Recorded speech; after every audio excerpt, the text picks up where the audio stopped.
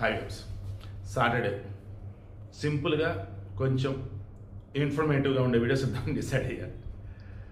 బస్సులు, స్కూల్ బస్సులు ఒకలాగా, ఆర్టీసీ బస్సులు ఒకలాగా, ప్రైవేట్ బస్సులు ఒకలాగా ఉంటాయి.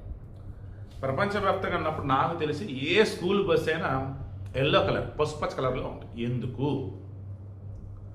పసుపచ్చ కలర్ వచ్చేసి లైటింగ్ తక్కువ నాకు అనిపించింది. పసుపచ్చ కలర్ వచ్చేసి వన్స్ మన కంట్లో ఉన్నటువంటి ఆ రెసెప్టర్ కోన్స్ అని అంటారు, శంకులాగా ఉంటాయి.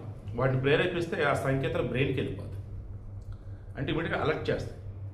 మరలా చెప్తాను, పసుపు రంగు అన్నది అందరూ త్వరగా ఐడెంటిఫై చేస్తారు. పసుపు రంగు అన్నది మూవింగ్ ఆబ్జెక్ట్ అన్నట్టు ఉన్నా దాన్ని చూసి పక్కన అలర్ట్ అవుతారు.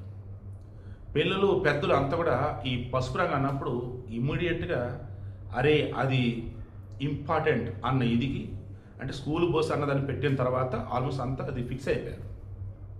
సింపుల్ అని చెప్పింది ఏమిలా.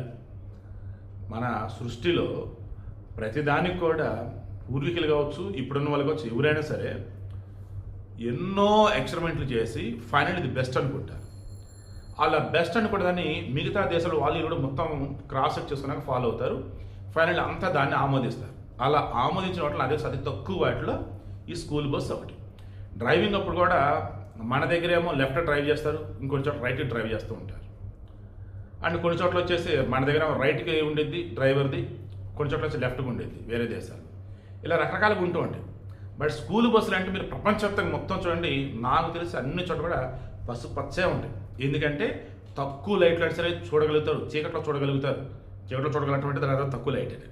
ఓకే, దూరంగా ఉన్నా, దగ్గరగా ఉన్నా, ఫాస్ట్గా ఉన్నా, స్లోగా ఉన్నా, ఎలాగైనా అందరూ గుర్తిస్తారు. చిన్న పెద్ద అంతా మన బ్రెయిన్ కూడా ఫుల్ యాక్టివ్ మోడ్లోకి వెళ్ళిపోయింది పసుపు రంగు చూడగానే.